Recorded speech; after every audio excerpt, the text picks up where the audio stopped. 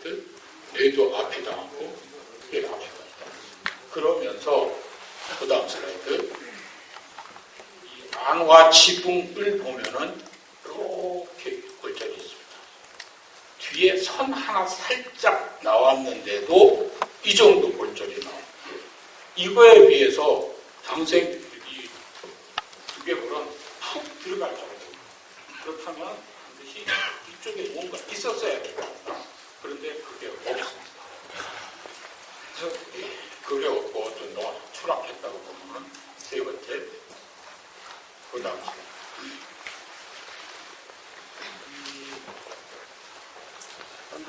넘어진다고 치면은 넘어질 때 보면 그래 잠깐만 물 조금만 줘.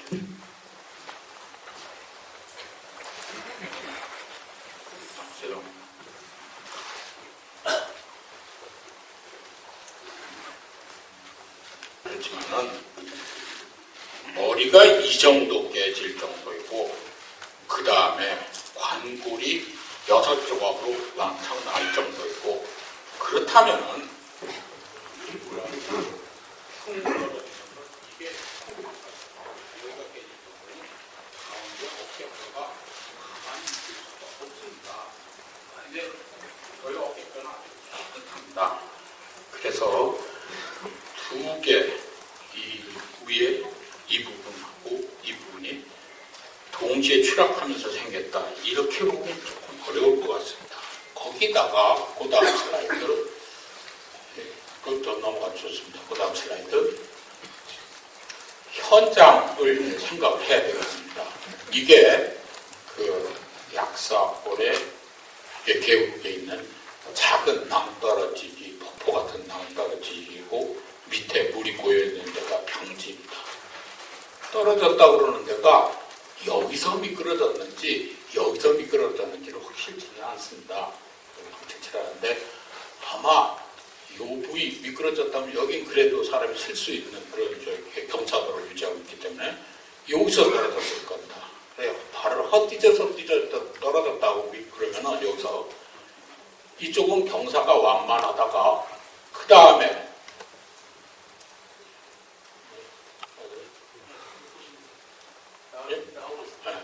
경사가 완만하다가 그 다음에 이게 17도 각도를 유지하고 있고 이게 14.7m이고 그렇게 하고 밑에입니다.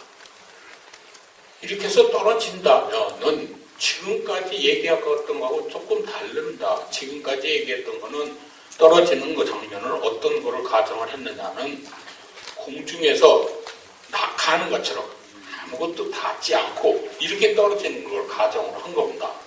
그런데 여기서 미끄러진다 그러면은 지면에 붙으면서 내려와야 됩니다.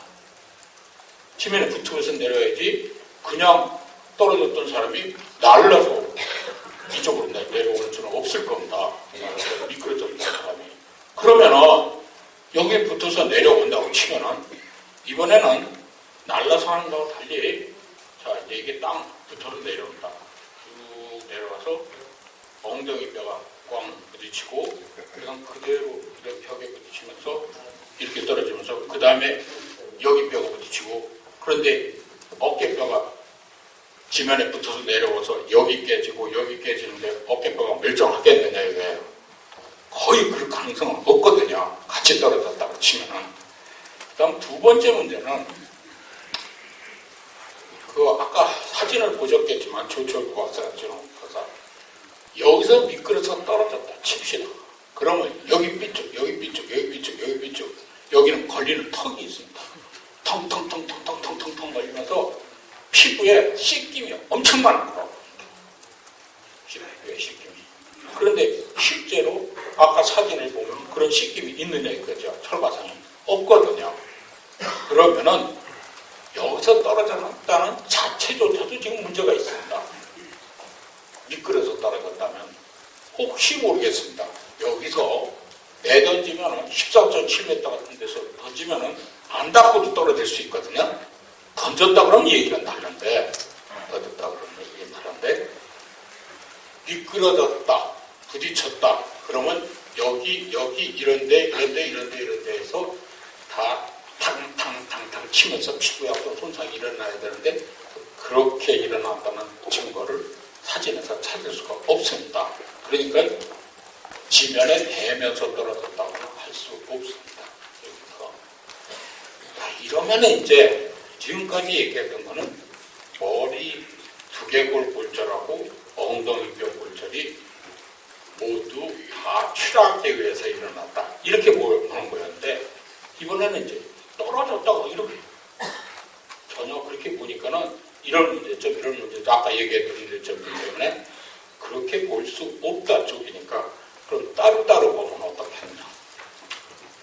엉덩이 하나를 먼저 머리를 보면은 이건 떨어져서도 생길 수 있고 때려서 생길 수도 있습니다. 그럼 그대로 놔두고 그리고 이번에 이제 엉덩이입니다.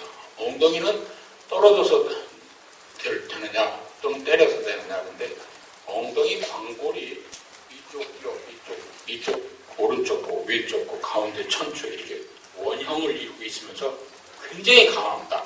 아주 강하기 때문에 보통 그냥 웬만한 망치를 두드려 팼다 이렇게 갖고는 안 깨지고 햄머 아주 큰 돌을 갖다 찍었다든지 이렇게 돼야 깨질 수 있고 보통은 추락에서 또는 자동차 역과에서 우리 흔히 보는 법역에서 흔히 보는 손상은 추락에서 또는 역과에서 보는 그런 손상들입니다. 근데 추락에서는 생길 수 있고 그 다음에 때렸다고 치면은 벌써 바깥에서부터 어느 충격이 가갖고 엉덩이 뼈가 부러질 정도라면 그 자국이 남게 됩니다. 근데 자국이 거의 없습니다. 이거는 평면 어디에 떨어졌다고 볼 수 없다 이런 얘기입니다. 그래서 엉덩이 뼈는 떨어져서 생겼다. 그 다음에 그러면 이제 엉덩이 뼈하고 머리 뼈하고 다 추락이라고 안 했으니까 머리 뼈는 맞아서 생겼다. 이렇게 이제 놓고 보면은 그럼 이제 죽는 과정부터 시작을 해봅시다. 엉덩이 뼈가 부러져갖고는 절대 금방 죽지는 않습니다. 그런데 이 머리를 맞아서는 어떤 현상이 있을 수 있느냐. 여기를 탁 맞아서 뻥 치면은 띡 밀렸다가 반동이 있습니다. 탕 치면은 이렇게 밀렸다가 탕 반동이 있습니다. 버스가 스톱을 탁 한다 하다가 막 앞으로 갔다 탁 쓰는 순간 반동으로 팍 튀는 게 뒤로 가는 게 그게 더 강합니다. 그걸 피프레시라고 하는데 이렇게 했다가 탁 칠 때 이때 목뼈가 부러집니다. 목뼈가 부러지면은 목뼈 부러지거나 탈골이 일어나는데 그게 0에서 1에서 2번 경추가 문제가 되는데 이게 연수가 있어갖고 요 안에 심장중추 또 호흡중추가 다 여기 들어있습니다. 그러니까 이렇게 해서 탕 되면서 즉사를 할 수가 있습니다. 즉사를 하면 혈액순환이고 뭐고 다 이제 없어집니다. 그때 떨어뜨렸다 그러면은 별 출혈이 없습니다. 그 뒤부터는. 이미 죽었으니까. 그래서 출혈이 없다. 이것도 맞아 들어가고 그 다음에 아까 얘기도 했지만은 때릴 때는 대측 손상, 충격 반대편에 벌었던 손상 이게 없다고 그랬으니까 때릴 때는 직접 그 자리에 충격이 있었으니까 두개골 손상에서 여기가 깨지긴 했지만 앞이 없다. 이것도 되고 그 다음에 이제 세 번째 어깨뼈 부러지는 것 이거는 이쪽으로 좀 떨어진 거고 이건 깨진 거니까 어깨뼈가 안 부러질 수도 있습니다. 어깨뼈가 안 부러지는 게 다 문제가 없게 되고 그래서 제가 본 소견으로는 머리뼈 손상하고 두개골 골절하고 엉덩이뼈 골절이 동시에 추락에 의해서 생겼다.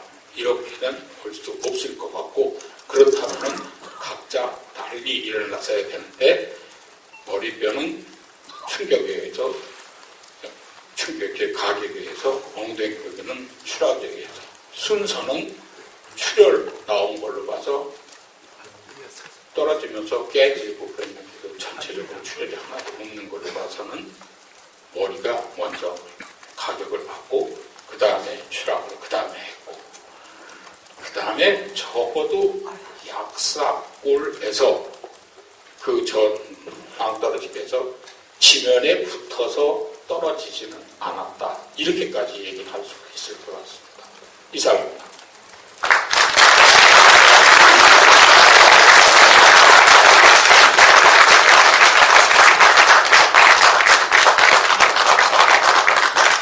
과학적 결과에 대해서 말씀해 주셨습니다.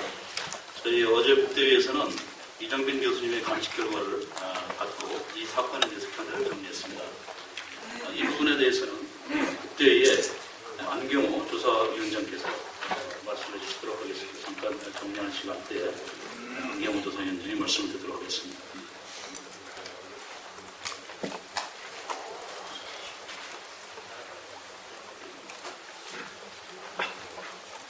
다시 한번 이정빈 교수님께 큰 박수 보내주시기 바랍니다.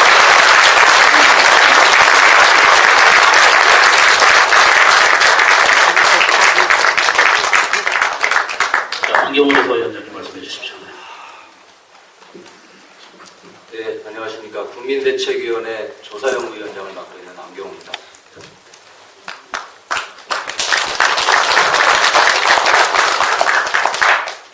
국민대책위원회 견해를 말씀드리기 전에 그동안 저희들 장윤아 선생님 사행규명과 진실규명을 위해서 감정에 참여해 주신 이정빈 교수님께 다시 한번 머릿속에 감사드립니다. 또 이정빈 교수님 포함해서 서울대학교 정형외과, 그 다음에 영상의학과, 병리학과, 방사선 검사와 DNA 검사에 함께 참여해 주신 여러 선생님께도 다시 한번 감사의 인사를 드립니다. 국민대책위원회는 장준하 선생님에 대한 암살 의혹의 실체를 밝히기 위해 이정빈 교수께서 발표하신 오늘 감정 결과를 중심으로 사건을 한번 재구성하여 보았습니다. 그래서 오늘 발표되는 이 사건의 재구성은 국민대책위원회 견해임을 다시 한번 말씀드립니다. 2012년 11월 장준하 선생님 국민대책위원회는 민주당과 공동으로 공동조사위원회를 구성하여 본격적인 사인 규명 활동에 들어갔습니다. 공동조사위원회는 감정단을 비롯해서 현장 조사팀, 학술 자료팀을 두고 선생님 사인 규명을 위해 모든 의학적, 과학적 자료들을 모았습니다. 그리고 종합보고서 작성에 필요한 학술 자료들을 입수해서 정리를 하였고 그동안 이러한 결과를 바탕으로 이후에 종합보고서를 발간해서 다시 한번 국민 여러분들께 발표할 예정입니다. 앞서 경과보고에서도 말씀드렸듯이 2011년 8월 여름 집중호우로 인해 경기도 광탄 소재 장준하 선생님의 묘역 옹벽이 무너진 일이 발생하였습니다. 서울대학교 법의학교실 이은성 교수가 입회한 가운데 이장을 추진하던 중 저희들은 선생의 두개골 등에서 골절이 있음을 발견하였습니다. 이에 유족과 장준하 기념사업회는 청와대 등의 진상규명을 요구하였지만 정부는 끝내 소극적인 태도로 일관하였습니다. 그래서 국민의 힘을 모아 본격적인 진상규명운동으로 확대할 것을 목표로 해서 장준하 선생 암살 의혹 국민대책위원회를 발족하기에 이르렀습니다. 공동조사위원회는 지난 12월 5일 경기도 파주 탄현면에 소재한 장준하 공원에서 개묘 행사를 진행한 바 있습니다. 저희들은 그때 비통한 심정으로 선생의 유해를 세상 밖으로 모셨습니다. 선생의 유골은 서울대학교로 모셔져서 법의학과, 영상의학과, 정형외과, 병리학과 전문가들과 함께 CT 촬영을 비롯한 DNA 검사 등 과학적이고 의학적인 모든 검사를 진행해 왔습니다. 이정빈 교수께서 오늘 발표한 유골감정 결과에 대한 국민대책위원회 견해를 말씀드리기에 앞서 장준하 선생께서 죽음에 이르기까지 과연 어떤 일들이 있었는지 장준하 선생 사건의 발생 배경에 대해서 먼저 설명해 드리도록 하겠습니다. 대한민국 수립 이후 12년 동안 집권을 하면서 부정부패와 부정서구 선거로 얼룩졌던 이승만과 자유당 정권은 3.15 부정선거를 계기로 촉발된 4.19 혁명을 통하여 붕괴되었습니다.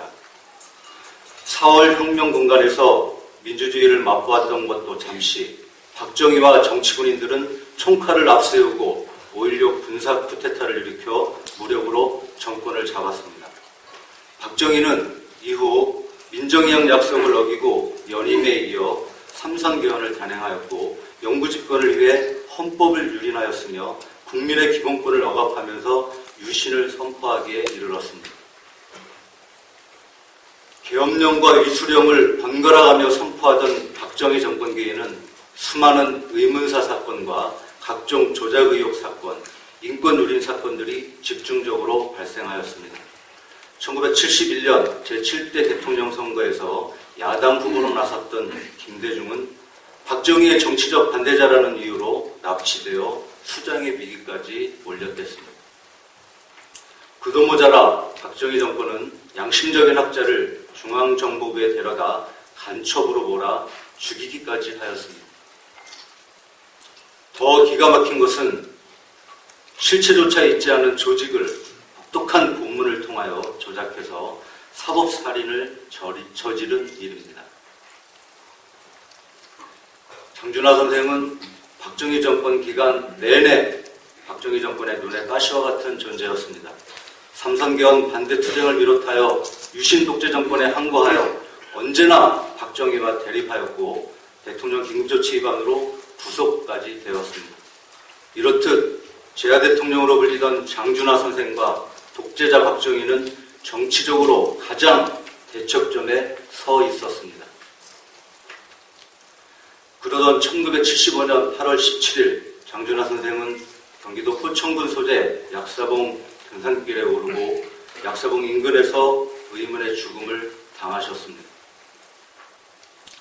장준하 선생께서 돌아가신 지 38년 만에 오늘 저희들은 이정빈 교수님의 감정 결과를 토대로 장준하 의문사 사건을 재구성해보도록 하겠습니다. 1975년 8월 17일 장준하 선생은 상봉동 자택을 나와 동대문 운동장에서 출발한 관광버스에 몸을 싣고 약사봉을 향해 가게 됩니다. 약 정오 무렵 약사봉 계곡 입구에 도착하여 산행을 시작하게 되었고 점심을 준비하는 일행과 헤어진 이후 약사봉 절벽 아래에서 숨진 채 발견되셨습니다. 오늘 발표한 감정 결과에 의하면 장준하 선생의 시신이 발견된 약사봉 현장은 높이 14.7m, 경사도 75도로 등산과 하산이 불가능한 곳입니다. 만일 약사봉 절벽에서 추락 사망하였다면 절벽의 각도와 높이를 보아 온몸에 많은 상처가 발생해야 됨에도 불구하고 선생의 시신에서는 추락하여 발생할 수 있는 상처가 발견되지 않았습니다. 이는 의문사위원회에서 조사한 시뮬레이션 결과에서도 보여주고 있습니다. 선생이 착용하였던 안경, 시계, 휴대하였던 보온병 역시도 깨끗한 상태로 시신 옆에 있었습니다. 이는 추락사가 아닌 것을 반증하는 증거라 하겠습니다. 결국 장준하 선생님은 위 약사봉 절벽에서 추락하여 사망하지 않은 것입니다. 한편 선생의 시신 상태는 추락의 의심을 확고하게 배제할 수 있는 단서이기도 합니다. 긴팔 셔츠를 입고 산행에 나섰던 선생은 셔츠와 바지 어지에도 추락하여 찢어진 흔적이 없었고 시신에도 긁혀서 난 상처는 발견되지 않았습니다. 또한 실족 흔적이나 방어 흔적도 전혀 없었습니다. 절벽에서 추락하였다면 당연히 이끼 흔적이나 찰과상이 다발적으로 나타나야 됨에도 불구하고 가장 약한 갈비뼈와 하악골에서도 전혀 골절이 발견되지 않았습니다. 이는 이번 감정조사 결과와 관련해서 CT 촬영에서도 명백하게 드러난 것입니다. 결국 장준하 선생은 위 약사봉 장소에서 추락하여 사망한 것이 아닙니다.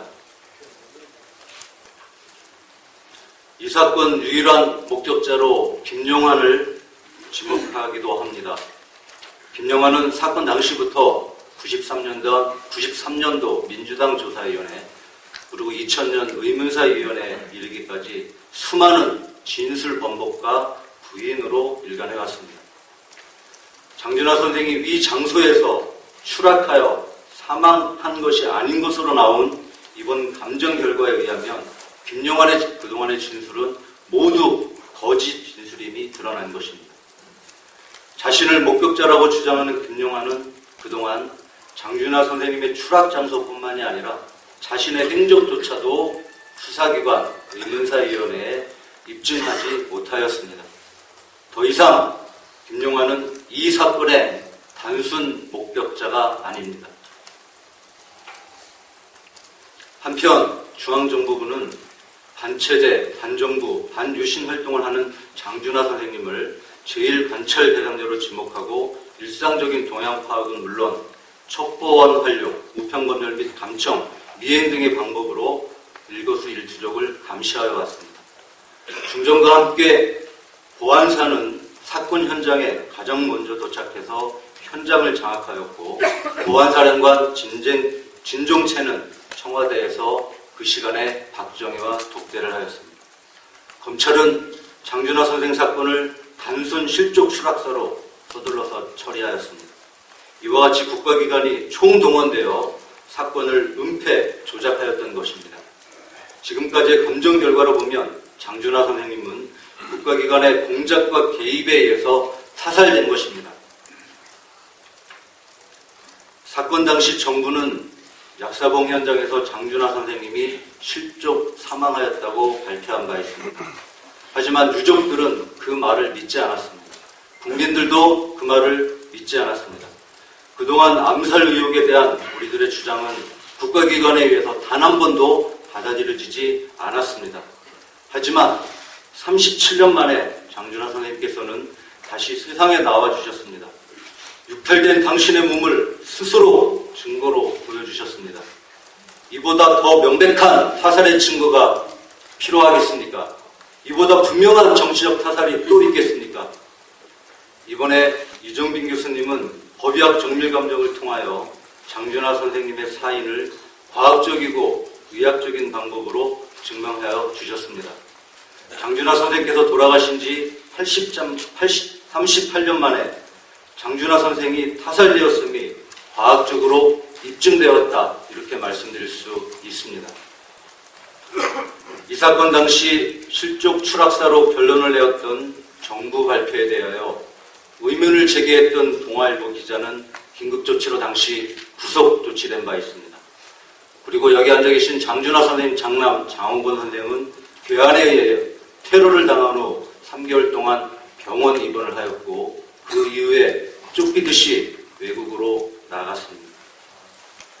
민주정부 하에서 만들어졌던 의문사위원회나 진실화위원회가 이 장준하 선생님을 조사하였지만 가해그룹으로 의심받았던 국가기관들은 철저하게 비협조로 일관해왔습니다. 그래서 진실에 접근하기 대단히 힘들었습니다. 그러나 이제는 국가가 답을 내놓아야 할 차례입니다. 일제와 독립군 장준하 선생, 군사독재 정권의 절대 권력 앞에서도 당당했던 장준하 선생, 그분의 삶이 헛되지 않기 위해서는 이제 국가가 그 실체적 진실에 대해서 대답해야 될 차례입니다. 장준하 선생님은 일제강점기 일본 군영을 탈출하여 대한민국 임시정부가 있던 중경까지 6,000리의 길을 걸었습니다. 군사독재 정권 시절 민주주의 회복을 위하여 온몸을 던지셨습니다. 장준하 선생님이 걸었던 대한독립의 길, 민주주의의 길은 곧 가시밭길이었고 다시는 돌아올 수 없는 길이었습니다. 그러나 선생님은 그 길을 마다하지 않았습니다. 이제 저희들은 국민 여러분들과 함께 장준하 선생님의 사인 규명과 진실 규명을 위한 길에 나서고자 합니다. 장준하 선생님의 실체적 진실이 밝혀질 때까지 국민 여러분들 끝까지 함께해 주실 것을 다시 한번 간곡히 바랍니다. 감사합니다.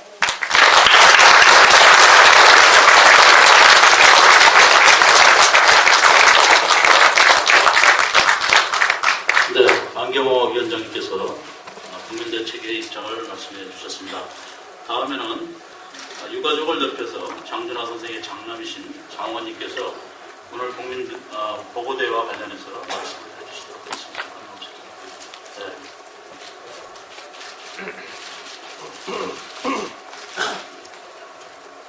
우리 격려의 박수를 보내주시기 바랍니다.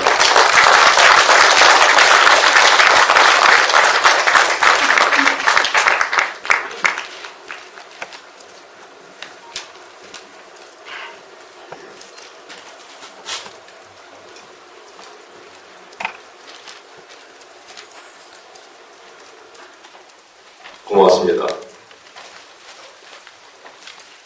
장준하 선생님, 저희 아버님의 이 억울한 사연에 대해서 이렇듯 관심을 많이 가져주셔서 정말 고맙습니다.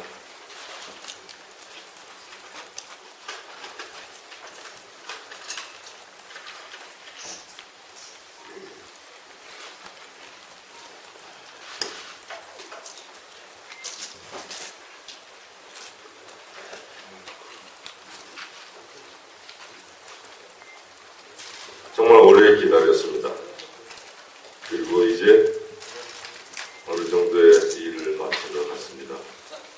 먼저 아버님이신 장준하 선생님 의무자 진상 규명을 위해서 정밀 감식을 위해 온 힘을 쏟아주신 이정빈 교수님을 비롯해서 관계자분들께 정말 감사의 말씀을 드립니다.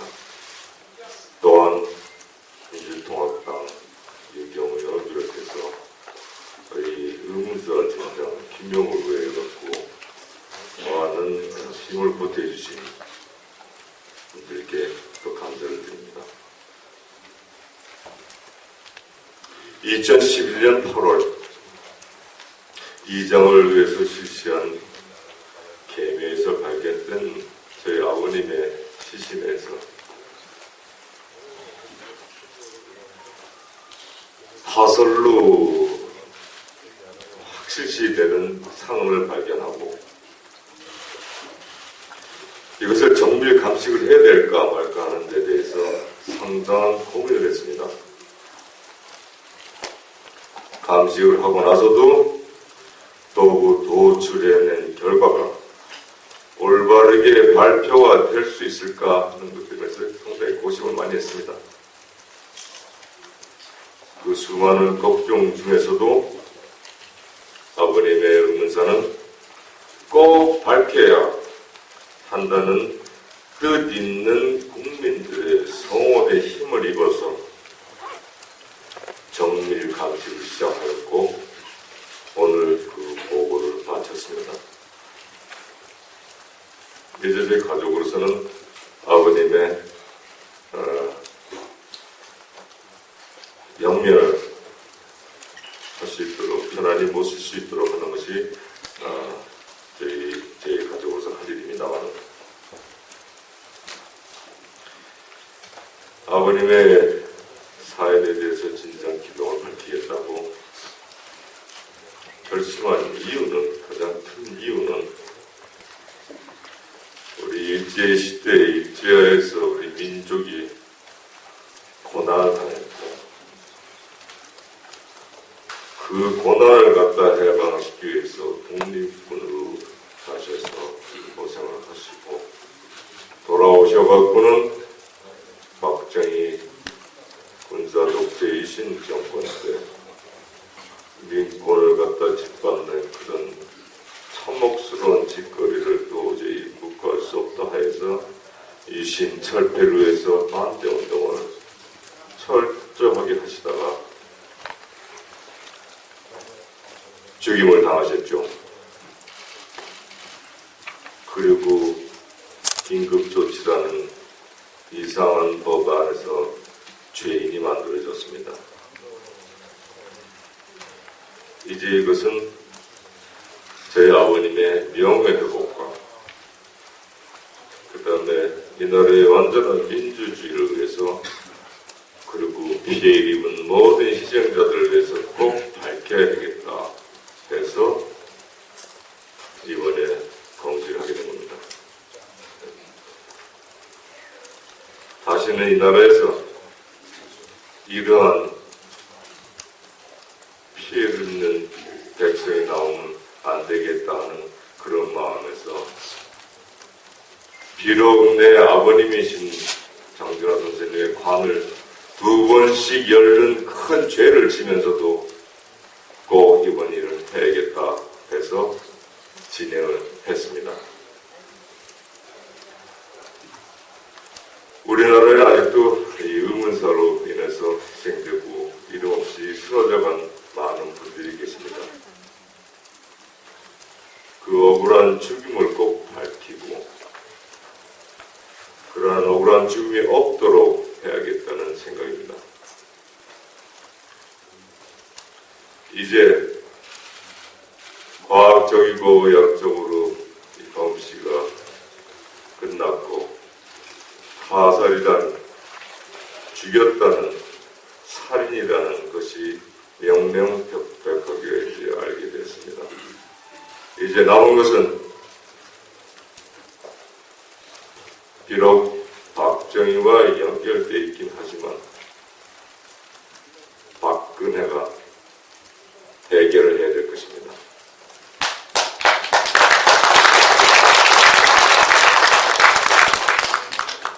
저는 앞으로도 아버님이신 장준하 선생님이 꿈꿔왔던 그런 조국의 모습을 보일 때까지 조그마한 힘이라도 보태서 최선을 다할 것을 여러분께 약속드리면서 그간 장준하 선생님 저희 선친의 의문사에 대해서 관심을 갖고 또 격려해 주시고 또 위로해 주시고 지원해 주신 국민 여러분께 감사의 말씀을 드립니다. 감사합니다.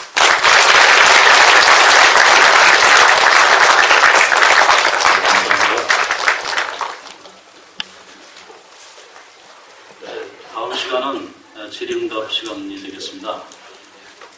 그동안 발표해 주신 이정빈 교수님을 비롯해서 관계자 여러분께서는 단상으로 올라와 주시기 바랍니다.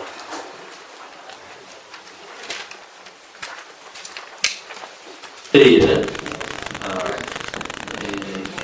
정책위원장님께서 나오 계십니다. 그리고 안경호 실장님까지 해서 나오 계신데 지금부터 질의응답 시간을 갖도록 하겠습니다. 질의하실 분께서는 소속과 이름을 말씀해 주시기 바랍니다. 저쪽 계신 분께서는 말씀드렸습니다. 일어서셔서 소속과 이름 말씀해 주시기 바랍니다. 네, 저 연합뉴스 유경남입니다. 정례관 감식단 그 구성이 어떻게 됐는지 좀 말씀드릴 수 있는지 궁금하고요. 그리고 이 정례관 국가선 쪽에 국가선을 다른 어떤 그 공공기관에 혹시 의뢰한 적이 있는지 궁금합니다.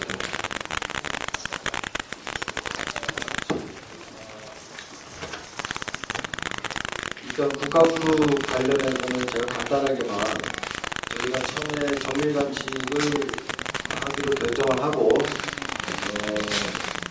많은 분들의 참여를 보장하기 위해서 국가부와 대한법의학회에 함께 이 정밀감식단에 동참해 줄 것에 대한 공문을 발송했습니다. 국가부는 잘 아시다시피 검찰과 경찰의 지휘를 받아서 움직이는 국가기관이기 때문에 참여가 힘들다라는 결론 답변을 받았고요. 대한법의학회는 독자적인 대한법의학회만의 독자적인 감정을 맡긴다라면 해줄 수 있겠지만 저희 국대위가 민주당과 함께 만들고 우리 이정빈 교수님께서 주도하는 그런 감정단에는 참여하지 않겠다는 것을 분명합니다.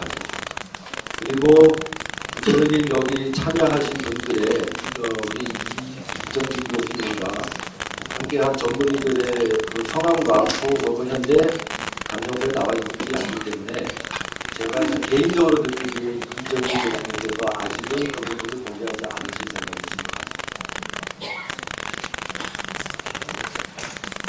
다음 분.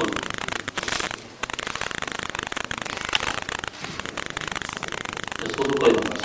연합뉴스 TV의 팽지용 기자라고 합니다. 아까 향후 계획을 조금 자세히 얘기 안 해주신 것 같은데 국회 차원에서 어떤 성명을 발표 발표하신다든지 아니면은 향후 결론이 나왔으니까 앞으로 좀 어떻게 활용하실 계획이신지. 예, 민주당 간사망입니다. 우선 그 민주당 진상조사위원회 회의를 우리 이부영 위원 주제로 즉시 개최하도록 할 예정입니다. 사실 저희도 결론에 대해서는 오늘 어젯밤 늦게 자료를 받고 자세한 내용은 오늘 들었기 때문에 그러나 제가 느끼기에는 우리가 모두 생각해온 것처럼 후두부 가격에 의한 타살임이 명백해졌다고 생각합니다.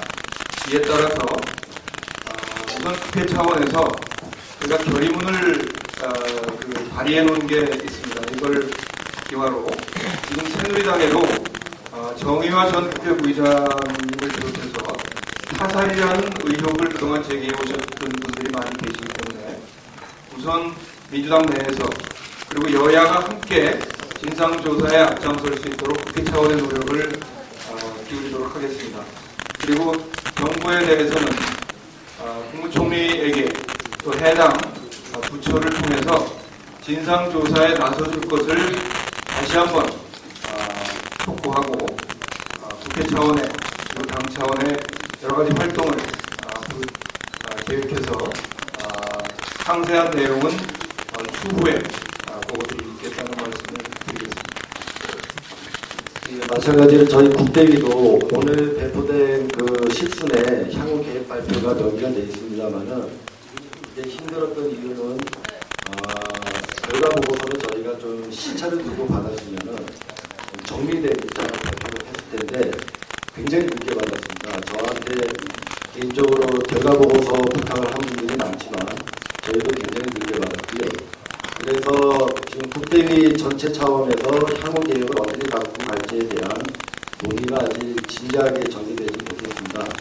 더불어서 지금 계획 개묘부터 정밀감식을 함께했던 민주당과의 공조도 아직 깊이 이제 논의가 안 됐고요. 단 개인적인 관점을 좀 말씀을 올리면은 지금까지 이 사건에 대한 정부 발표가 이번 정밀감식을 통해서 전면 부정이 됐다는 개인적인 판단을 합니다. 사건의 장소, 시체 상태를 볼 때 절대로 현 정부 아니 지금까지 정부가 발표했던 것을 잊지 않을 것이고요.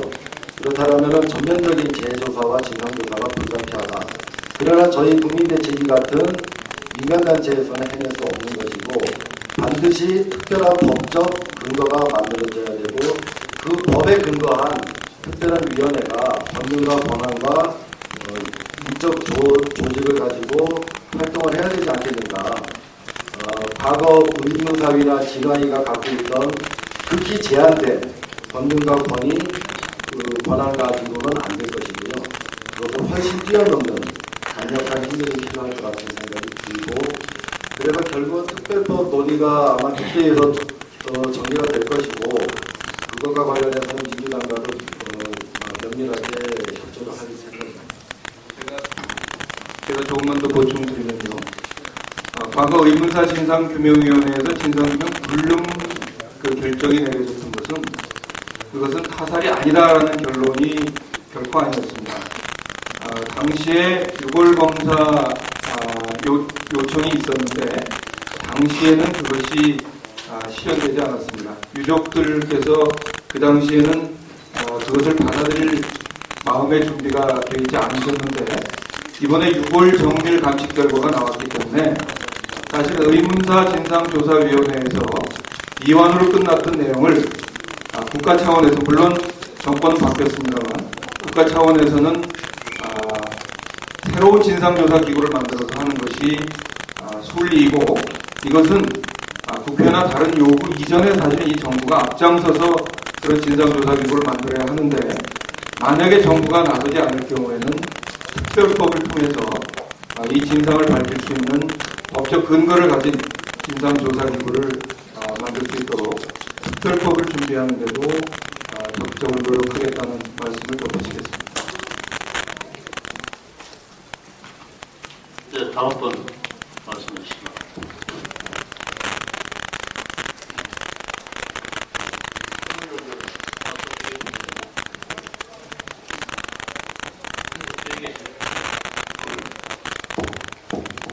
KBS 지영철 기자인데요. 그 약사로 그 현장이 여기 이제 단순 추락사가 아니라는 근거 중에 하나가 이제 옷이나 피부에 씻김이나 찢김의 흔적이 없다라는 그 근거를 들어주셨는데 그 현장이 수직 절벽이 아니라면 이렇게 경사가 있는 지역이라면 그리고 이게 씻겨서 즉 마찰을 하면서 내려간 게 아니라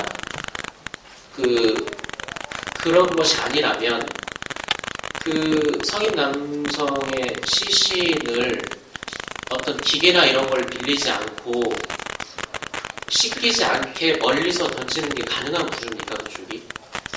사람이 2명, 3명이 붙는다 하더라도 저희도 그게 의문입니다.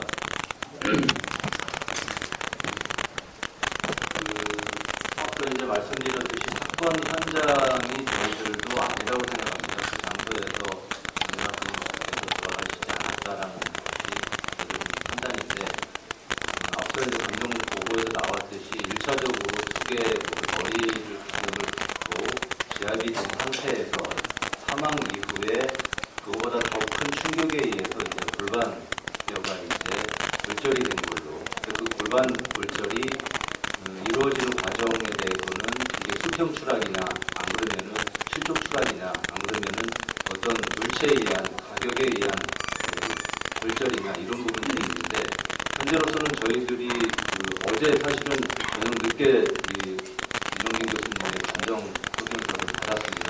그래서 그 소견서를 조금 더 저희들이 좀 연구를 해야 되는 부분이 하나가 있고 또 하나는 앞서도 보고드렸듯이 현장과 관련된 지금 14.7m의 75도 경사도의 이 절벽에 대한 현장 조사를 추가적으로 저희들이 좀 할 생각입니다. 기자님 말씀하셨던 그런 의혹이나 의문에 대해서도 저희들 역시 현장 조사와 자료 조사를 통해서 한 번 더 점검해보는 걸로 의견을 개심하도록 하겠습니다. 유가족께서 현장에 도착하셔가지고 선생님의 시신을 처음 본 것은 목격자들에 의해서 선생님이 떨어지셔서 누워 계셨다고 하는 데로부터 약 80m 더 밑에 있는 거만바위라는 장소입니다. 그러니까 그 약 80m의 경사가 급격한 그 길로 선생님을 모시고 내려와서 거만바위에 눕혔다는 건데 저희는 떨어져서 그 약사 들고 그 절벽 밑에 누워 계셨다. 그 시신을 80m 밑에 거만바위로 옮겼다라는 자체를 이제 믿지 않게 되고요.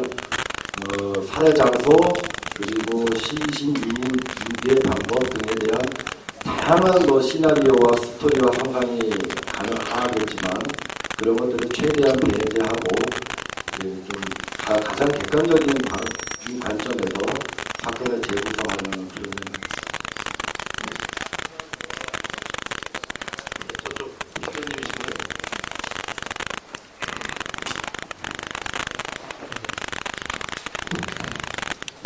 한국전쟁유족회 상임고문 서영선입니다. 오늘 장준하 선생님의 그 의문사를 확실하게 지금 알고 보니까 저도 그 이승만과 박정희 정부에 의해서 그 피해를 받은 생각을 하면은 아주 분노가 하늘로 치밉니다. 앞으로는 절대 이런 일이 없게 정말 우리 또 자라나는 그 후세들이나 지금 공부하고 있는 사람들도 이런 사실을 전부 알아가지고 전국적으로 이 장준하 선생님 억울한 것을 알려야 될 것으로 압니다. 그러면은 앞으로 우리 박근혜 정부한테는 어떤 식으로 요구를 하실 건지 그걸 좀 말씀해 주시면 감사하겠습니다.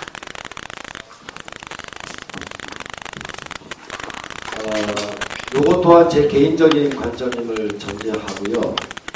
장준하 선생님의 사인에 대한 추락사이냐 타살이냐의 결과는 이제 이정민 교수님에 의해서 증명이 되셨고 앞으로 이 진상을 규명해 나가는 데 있어서 그 대통령이 누구이든지 간에 정부에게 청원하고 부탁하고 애걸하는 운동을 해나가지 않을 것입니다. 장준하 선생님도 그러하셨을 것이라고 생각하고 장준하 선생님도 저희가 권력에게 청원하는 형태의 운동은 바라지 않으실 겁니다. 현 박근혜 대통령 정부 하에서 어떻게 해나갈 것이냐라고 하는 질문에 대해서 지금 딱히 분명하게 말씀드릴 건 없습니다.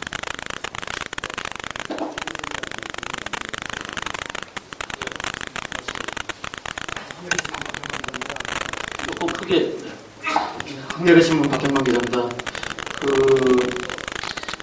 두개골은 이제 가계기관 첫 번째 타살 증거로서 두개골 가계기관 것이라고 말씀하셨는데 어떤 구체가 가계기관 것으로 추정되는지 말씀해 주시면 되겠습니다.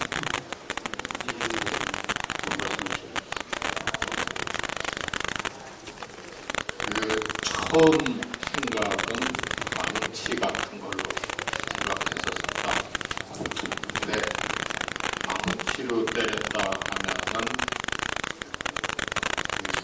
두 번째 사진에서 보셨겠지만은 깨지는 면이 양쪽이 또 깨지는 것하고 또 깨지는 밑으로 주저앉는 것하고 이 자리 모양이 딱 들어맞지를 않습니다. 망치를 때게 되면 왼쪽 주저앉은 바깥쪽에 다시 힘이 안 와서 그렇고 사이즈가 7cm 되는 망치가 그렇게 크지가 않습니다.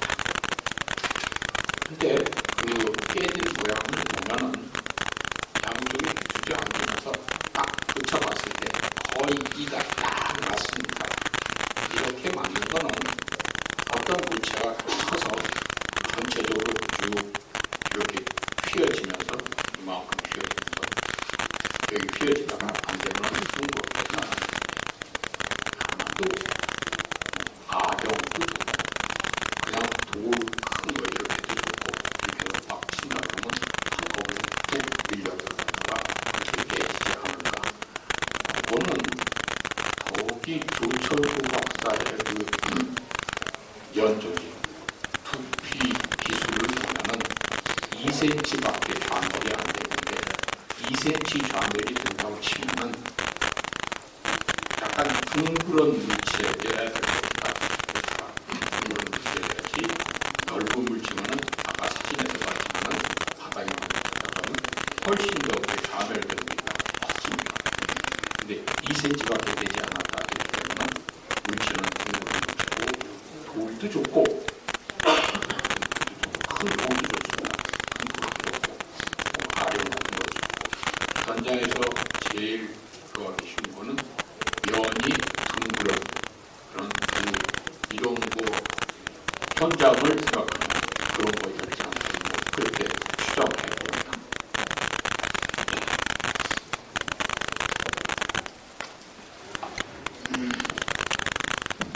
네, 교양신문의 박현서라고 합니다.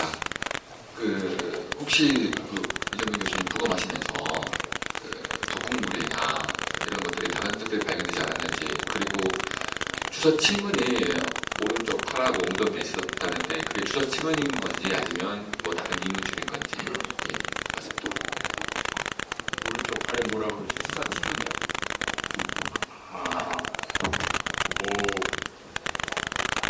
엉덩이에 점이 3개 이렇게 딱 있는데 그게 주사 자국인지 아닌지는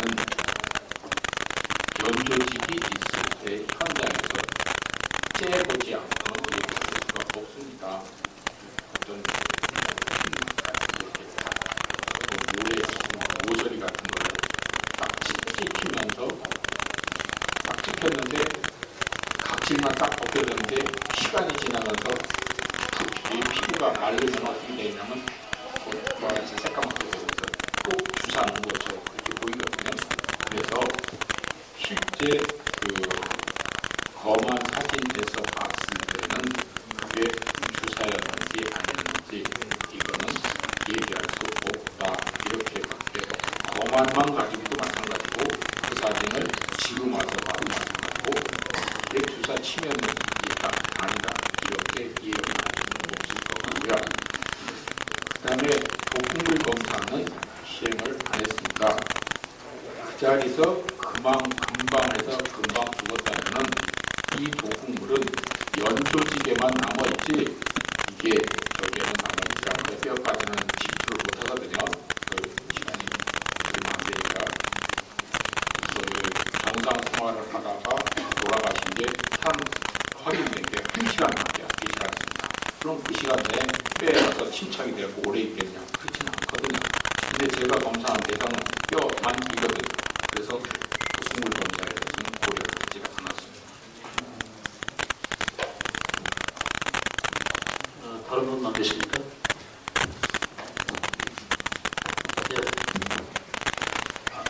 오늘 이 역사적인 이런 결과 보고에 참석하게 돼서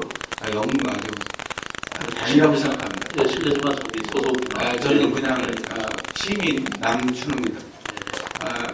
저는 왜 언론에서 질문하는데 그 시민으로 자격으로 왜 질문하냐면 정치적 타살은 정치적 조사일 경우가 많습니다. 물론 오늘 이정민 교수님께서 정말 뜻있는 조사에 참여해 주셨기 때문에 이런 정말 그래도 설득력 있는 보고라고 생각합니다. 그래서 저는 결국은 정치적 타살은 또 다른 정치적 피해를 갖게 된다고 생각합니다. 그래서 저는 국민이 감시를 해야 된다는 차원에서 질문합니다. 교수님께서 정치적인 어려움이나 또 다른 방해가 없었는지 아니면 이 조사를 보통 사람은 대부분이 외면을 했는데 보통 뜻이 아니었으면 여기에 참여를 안 했다고 생각합니다. 그리고 한 가지 더 얘기한다면 단 한 가지 그 목격자라는 사람이 위증을 했다는 그 마지막 질문 하나면 모든 것이 확인되는 거라고 봅니다. 그래서 만약에 앞으로 조사를 한다면 그 목격자라고 하는 그분의 증언을 다시 한번 듣는다면 더 사실을 알 수 있다고 생각합니다. 그걸 좀 부탁합니다. 이 정도로 세 부분만 하겠습니다. 정치적으로 어떤 이러나 저러나 그런 생각을 갖고 있지는 않습니다. 제1을 하는데 일외 요소가 크게 돼서는 안 된다고 봅니다. 저는 제1로 국민생을 마칠 사람입니다. 그래서 이번 일에서 저는 누구한테 얘기 좀 나누고 감정적인 것도 없고 제 발로 스스로 기어와서 처음 시작은 이 한겨레 신문부터 시작해서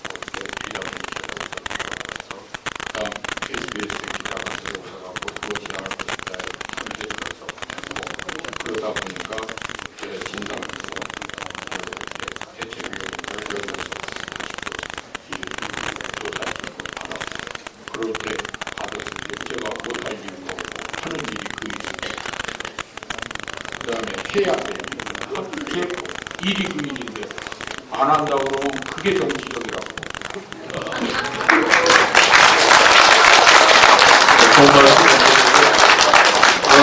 질문이 기자님만 우선 지금 시간은 기자에게 중심으로 돼 있으니까 기자님들 질문 주십시오.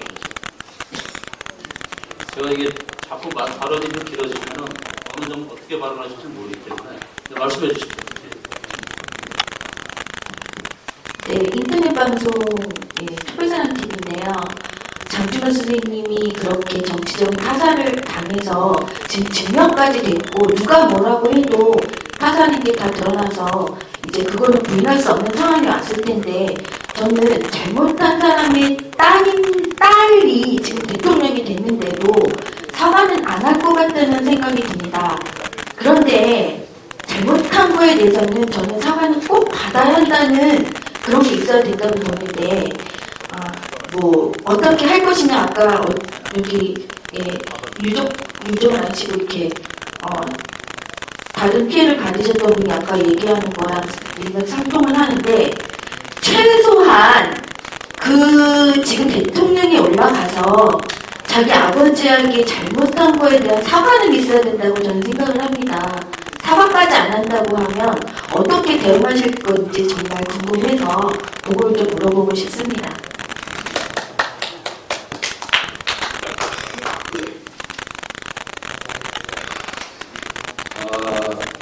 지금 사인에 대한 정밀감시 보고에 대해서 사인에 대한 보고를 마쳤고요. 저희는 아까도 말씀드렸듯이 국민대책위 차원에서의 논의가 필요하고 민주당 내에서의 논의가 필요하고 그 후에 또 상호 공조하는 그런 과정들이 필요합니다. 할 것 같습니다. 근데 그런 상황에서 아까 제가 개인적인 의견으로 특별법을 말씀을 드렸습니다만 지금 사인이 추락사가 아니라는 것 가지고 확실해졌는데 지금 박근혜 대통령을 지금 몰아거나 사과 이야기하는 것은 이 자리에서 하기에는 굉장히 좀 아닌 것 같은 생각이 좀 듭니다. 저희는 이제 사인이 실족 추락사가 아니니까 그러면 타살인 것이고 누가 누구에 의해서 공모가 되고 그런 행위를 했는지를 밝혀내야 되는 단계에서 누가 범인이다 그러니까 사과해라 이 이야기는 굉장히 섣부를 것 같습니다. 지금 이 자리에서 할 수 있는 이야기는 아닌 것 같습니다. 더 이상 질문이 없는 것 같습니다. 이것으로 질의응답 시간을 마치도록 하겠습니다. 하나만 합시다. 조은호의 상임대표고 부정선거 진상규명 시민 모임의 공동대표입니다. 저기 나중에 질문해 주시고요. 나중에 개별적으로 좀 질문해 주시죠. 마치도록 하겠습니다. 네, 수고하셨습니다. 그럼 상관없어요. 그렇다면은 망치가 아니고 여기만 친 거고 그 뒤에 그거 할 때 내가 조철구 씨 저기를 박사. 저기를 입수하지 않았던 데입니다. 네네네. 가운데 2cm 있던 걸 몰랐었어요. 아, 네네. 그럼 2cm 요게 나온다 그러면은 요거는 확실히 친 자국이거든요. 네네. 그러면 그만한 동그란 걸로 뭐를 쳤겠죠. 네. 네? 그럼 망치가 아니죠. 망치가 되면 이렇게 안 나오겠죠. 망치가 되면 플랫 면이니까 아까 어디 떨어진 거하고 똑같으냐 바닥에 떨어진 거하고 또 똑같이 이렇게 나와야 되겠죠.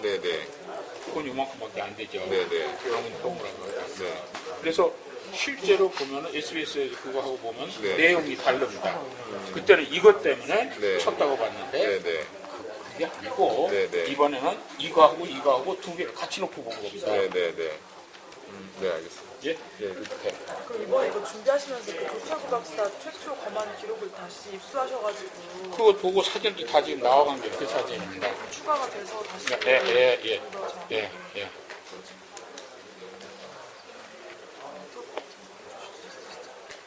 그래서 밥 좀 먹어. 여기 있으니까 같이 이렇게 해가지고 조금 해주세요. 자, 그러면 방송 지금 한꺼번에 같이 바로 가셔야 되니까 여쭤보고 몇 개 여쭤보고 같이 하시죠. 네.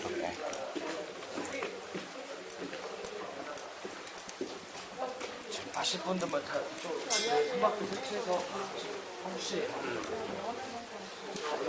예. 잠시만요. 제가 이거 조명 좀 칠게요.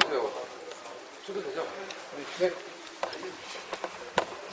화이트 한번 모았다.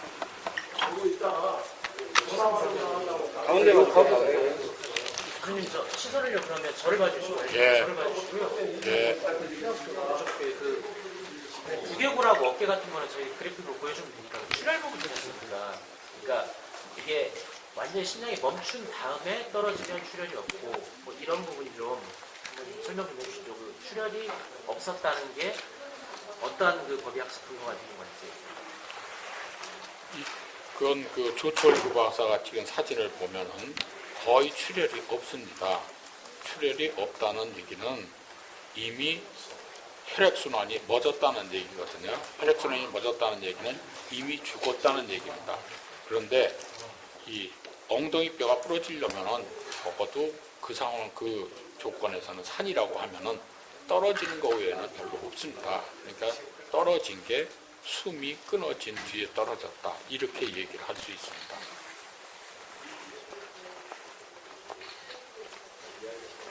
또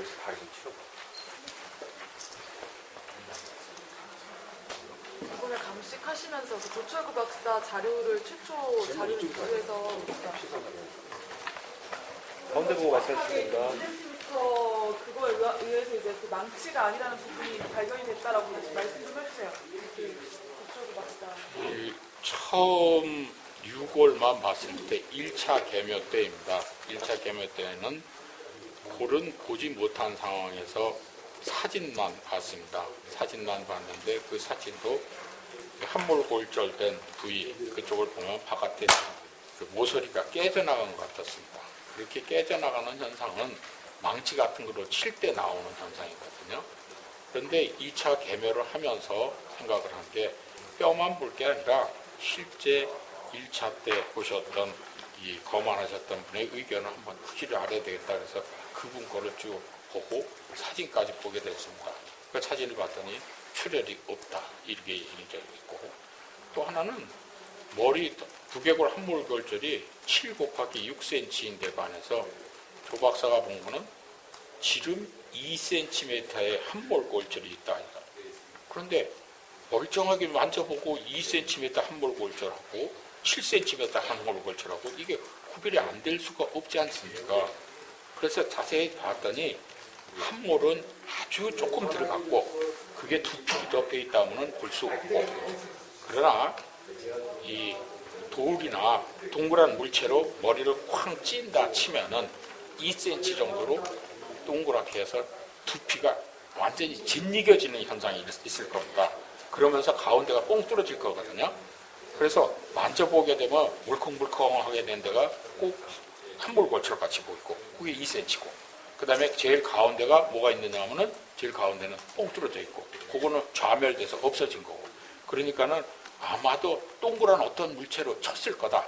두 번째 이 조철구 박사 결과를 보면은 그렇게 하고 봤더니 실제로 뼈에서도 옆에 모서리가 나가는 게 없고 그래서 어떤 동그란 물체 이거 갖고 쳤을 거라고 판단을 한 겁니다.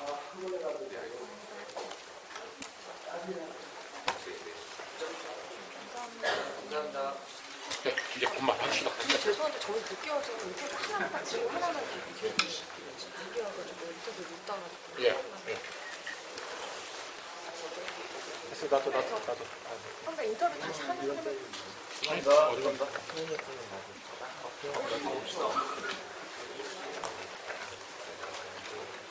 얼른요. 네. 감사합니다. 지금 하나만 해. 아까 그 소변 질문인가요? 출혈 그 부분에 대해서 설명 하신 거.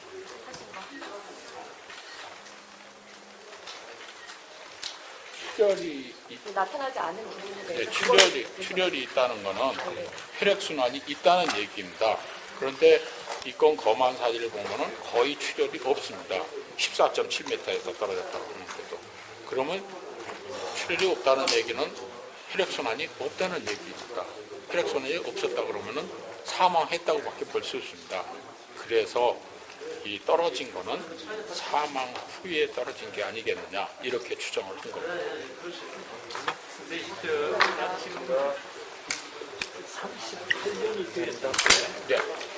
거기에서 뼈의 훼손이라든지 이런 게 어느 정도까지 복원이 가능한가요? 지금 있는 걸로는 이 뼈는 그렇습니다. 어디에 묻혔는가, 주위가 조건이 어떤가에 따라서 100년이 돼도 깨끗한 게 있고 어떤 거는 한 2, 3년이 돼도 어그러그러한 게 돼 있고 그래서 일괄적으로 얘기를 할 수가 없습니다. 근데 이 뼈는 굉장히 잘 보관이 되어 있습니다. 보관이 되어 있고 DNA 검사를 했는데 보통 뼈 DNA 검사를 하려고 그러면 두세 번 뛰어서 검사했는데 이건 한 번에 턱턱 떨어질 정도로 아주 보관 상태가 좋습니다. 예.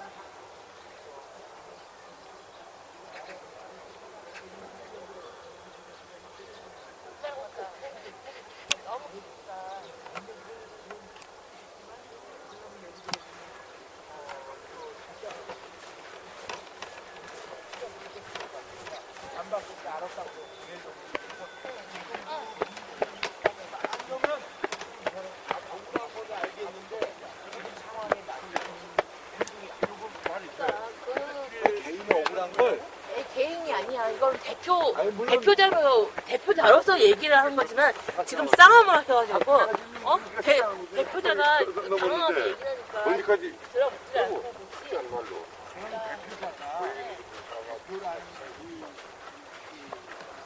전체를 의문을